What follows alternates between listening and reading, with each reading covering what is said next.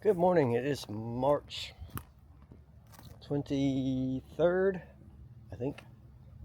Yeah. And it's about 83 degrees, I would say. Sunny. Nice day. Um, so I got up early today. Well, earlier than normal. Well, no, actually not earlier. I got started earlier than normal. How about that? And as you know, yesterday, last night evening, I did that.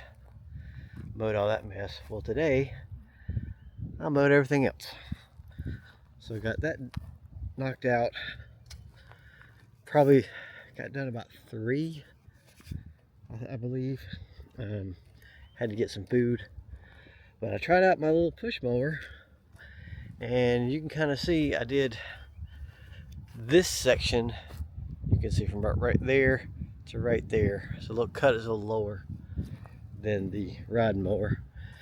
And it did okay. Took me a minute to kind of sort it out because I'm not the one that reads directions. Put the battery in and hit the power button and made it walking around with it, and it was going. And it wasn't mowing. I was like, well, that's weird. But it mows pretty good. It's got a very narrow little deck,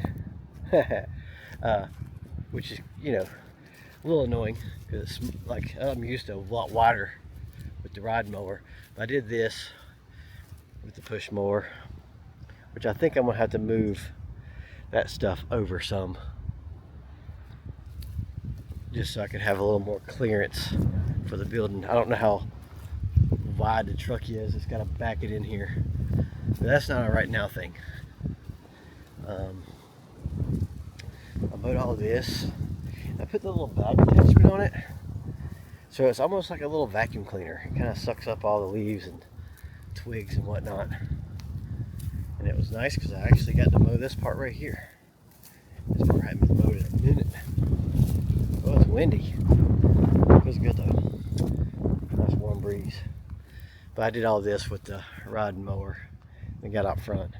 So I just push mowed this part here, that part, and that one swath in the back. Now it was kind of thick, kind of aggro. And I will say the battery didn't last quite as long as I'd hoped. Fortunately, I have 2. But even the more heavy duty battery kind of craps out pretty quick. So, I mean, this isn't a normal yard. This is taking the life of many a mower. Snapper, a John Deere, the Exmark is on its last leg. What was it, a Ford? No, it was something. It wasn't a Kubota, it was something else. Some other kind of New Holland maybe. Bush hog thing went to crap. My Kubota kind of goes to crap. I mean, this grass is like ironclad or something. I'm not really sure why it's so, because it's a lawnmower killer. So I think in a normal person's yard, the little Ego will be just fine, as long as you don't have a ginormous yard. Oh, hi. But yeah, it did all right. So I think what I'm going to do now, that it's like 4 o'clock, is I've got this fipronil from Quality Pro. Now, we had ordered something from a chemical company a while back. Well, I don't know, probably like almost a year ago. Well, no, maybe back in September, August, something, I don't know. Anyway, the company sent us the wrong stuff. Now this is, like at the time we were using a product called Taurus Trio G. It had 3 different ingredients in it, and one of them being fipronil, the other being, I think it was a bifenthrin, maybe some kind of permethrin. But what it would do is it would kill something quick, and then the residual would last a long time, and it would kind of kill the colony. Whereas this stuff is just straight fipronil. Very similar to Top Choice. Top Choice, you got to water it in. it works really, really well. It's really expensive, but it doesn't give you a knockdown. So when we were treating for fire ants, what we used to have to do, and probably still do, is we would have to mound treat all the active mounds, because nobody like calls us for preventative. That they wait till they get like 25 mounds in their yard, and then they call us and they're like, I got fire ants. It's like, well, I mean, you want to have fire ants for a little bit, because it takes about 3 months for it to really fully work. But it does work, and it works for a long time. In fact, they warranty it for up to 12 months.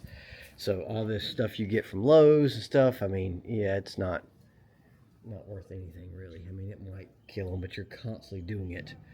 I'm kind of like one of those weed killer people that I like to spray something at the beginning of the season and never have to do it again, or at least not till the next season. You know what I mean? I don't like weed killing every 2 months, and that's basically what you would have to do with the stuff you get from Lowe's. But anyway, Blackie, what? Do I look like I'm going inside? But yeah, this is where the Fipronil comes in, or the Top Choice carpenter bee flying around, and the wasps, they are going crazy today. You do it once and you don't have to worry about it for a year. So, you know, and Top Choice actually had a little thing where if you treated it properly and somebody had or got fire ants again within that year in the treated area, they would send people from Bayer to come out, and they would supply the chemical, and then they want to investigate why. So, you know, it had to work. Otherwise, they'd be going to every pest control company on the planet. Anywho's, all that to say, I think I'm going to put some of this out on the truck and in the woods, and maybe even some around the thing. So I'm trying to think, like, well, I don't want to push this thing all around hell and half of Georgia, because, you know, that's terrible. So I thought, oh, what I could do is just get the skid steer, throw maybe 2 bags of that in there, and with this little spreader, and I could just kind of drive around, park for a minute, use as much I need to use, and then when it's time to go to the next spot, get back in the skid steer. So that was my plan, and that still is my plan. But first, I'm gonna talk about something that's been in my brain, and it's like, once something gets in my brain, it's bad news bears. Let me get over here. Try to get away from the cat, because she's just being needy. She's probably just gonna follow me anyway. When I was a kid, you know, cars, I'll just point at the cars, were an obvious obsession of mine, largely because of my uncle Nolan, and he was a GM guy, kind of more of a Pontiac guy, but he liked any kind of GMs. So I was kind of a Chevrolet guy when I was a kid, which, you know, was conducive for him. I liked Chevelles. I didn't like Camaros. I mean, I liked them, but I didn't like them. And I had a Chevelle, and that's part of the reason I had a Chevelle. But that was more of a, you know, when adults, yeah, maybe like, I don't know, like one of your family members likes a certain sports team, and you just happen to like that sports team because they do, and you don't really know any different. I think my first car that I really started to like was the Pontiac Firebird Trans Am. What? I'm right here. It was largely because of Smokey and the Bandit, because that came out 77, 76, I don't know, mid to late 70s, and that was kind of my first movie. Cannonball Run was a good car movie, but of course, like, they drove an ambulance, and I was just like, oh, I'm not gonna drive one of them.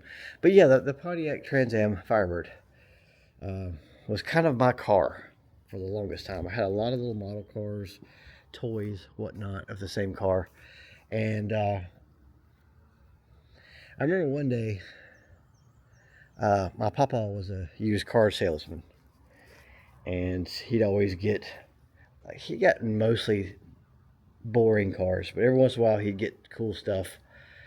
And he had a 77 Trans Am, and it was red.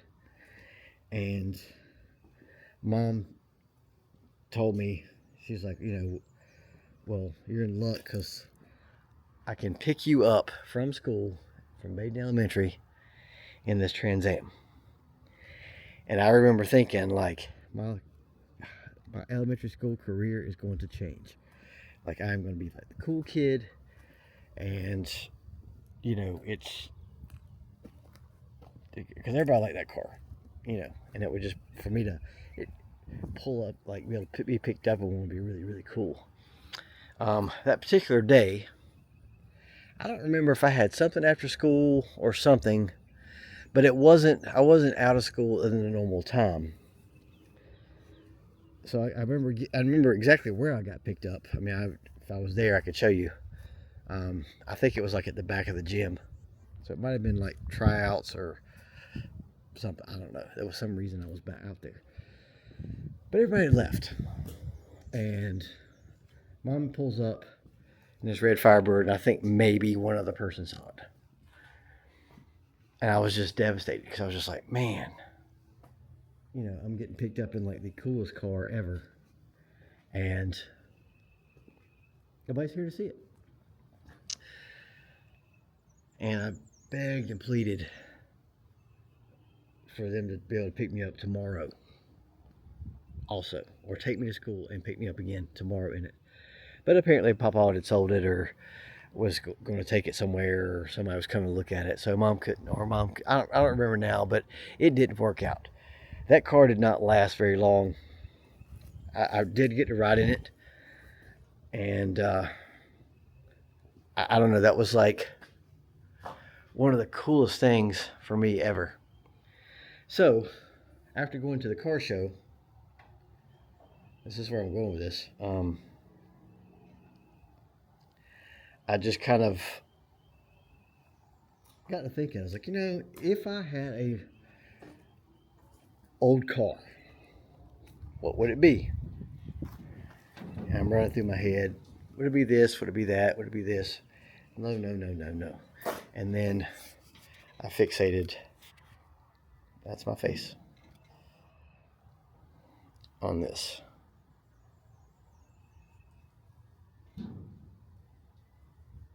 Just like the one that my mom picked me up in.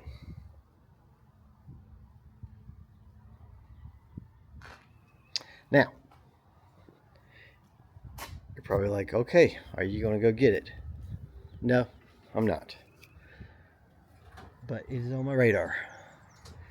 And if I ever get another old car, and I said in the video the other day at the car show, if I get one, it's going to be bought, not built, because I'm not building no more cars. It's too much of a pain in the butt. It's too much of a time investment, too much of a financial investment. It's so much easier just to pop off. Like that one, for example, which runs and drives fine. It's it's in good shape, really good shape. It's like $22,500, which isn't much. I mean, go try to buy a Honda for $22,000. And I'm pretty sure it'll hold its value. Now the black ones, like Smokey and the Bandit, are like $75K. So you want a black one like Smokey and the Bandit, just like his, you're going to pay out the nose for it. I like the black one. Don't get me wrong. I would drive a black one in a minute. But the red one's the only one I've ever ridden in. Of all those cars, all those color combinations they had, there's only one I ever ridden in, and that was the red one. I'm not a red car guy, but $50,000 less.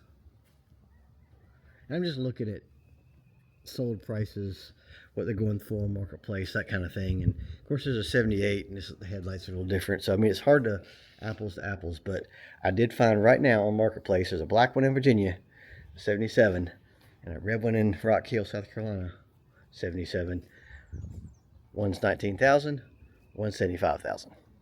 The cars look to be about the same condition as far as like interior goes, how the motor looks, that kind of thing.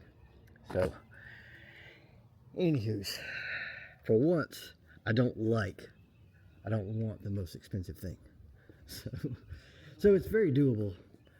Obviously this Jeep has got, not this Jeep, the purple Jeep has got to be probably gone. Yeah, I did some research last night on that service locker thing, and somebody said that light came on. They took it to the dealership, which I think it's supposed to be under warranty. They had to wait for the part, and they said they can't drive it because your axle could just lock up out of nowhere. I don't know if that's true or not. That's just what that dealership told that person. So, I mean, I've had a lot of Mopars. I've had 3 RT Challengers, a Hellcat, and I don't ever remember having to go back to the dealership for getting fixed stuff this much. This is crazy. So, I don't know. That bad boy, days might be numbered. It's funny because every time I think, okay, well, I want to buy some half doors for it, something happens to it. Or anytime I want to spend money on it, like get an upgrade, steel bumper, brush bar, or something happens to it. So anyway, put this back around. So I just wanted to kind of express what's in my noodle. Again, I don't have one picked out, but I mean, I would drop $30K on one that runs and drives and has like air conditioning and stuff, everything like it's been redone. And if it's a red one, the high end is $35,000 according to ClassicCars.com and everything else. So they're not, now if you got one that's like resto modded and been motor swapped and all this other stuff, yeah, they're more. But just a OG one restored to its original are not that much. So, and I want a driver, not one I can put in a museum. So, maybe. I think Blackie wants to go in. Watch her little tubby butt run. You can go inside, honey? You can go inside? Come on.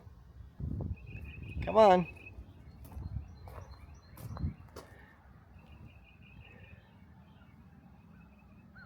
I'm going inside.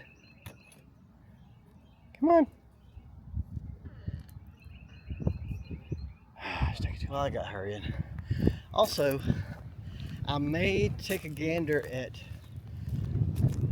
the track that Andy kind of started cutting yesterday. We'll see how that looks, if I can see it. But I got the keys. So we're gonna kill some ticks. It's fire ants. Stripperdale kills ticks. Well, you know how I like to call out poop. Hi. Look at that. It's pretty massive. I mean, and there's another one over here. It's also substantial. Is that a dog poop? What is that? What kind of poop is that? I don't know. Weird. Well, I'm almost done going around the track with this. I've got a little bit more to go. So I'm gonna keep at it. I'm about done. It's 5:35. Okay, well, we've done it.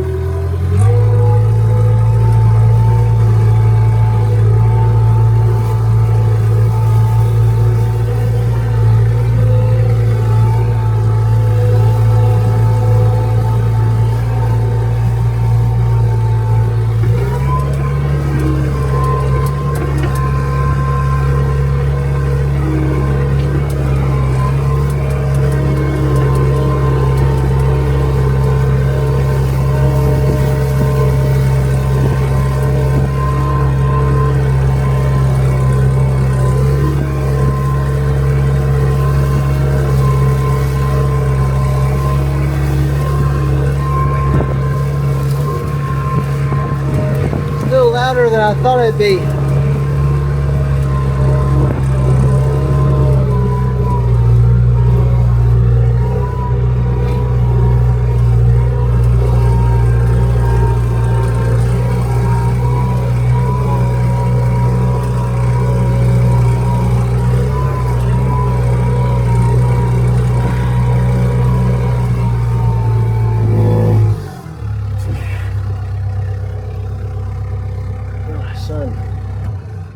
Yeah, so I got a little bit of a bag left, so I'm probably just gonna put it out and then I'll be done.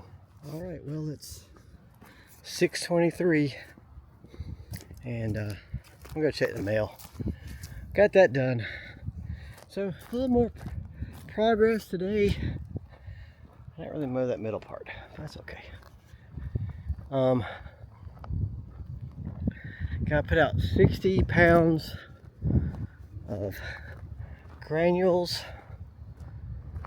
It takes 87 pounds per acre. So you're supposed to do like a broadcast thing, but I'm not broadcasting the whole woods because that would be insane. So I feel like I put out a good amount. I don't think it's going to be worth anything until it rains, so or the ground condensates or something. So I'm just going to check the mail. I kind of want to ride on my dirt. I kind of want to ride on my dirt bike. I kind of want to ride on my dirt bike. I kind of want to ride my Supermoto too.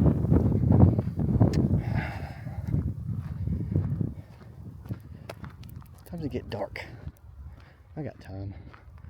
I could just do a loop. Kind of want to go somewhere and sit and drive back.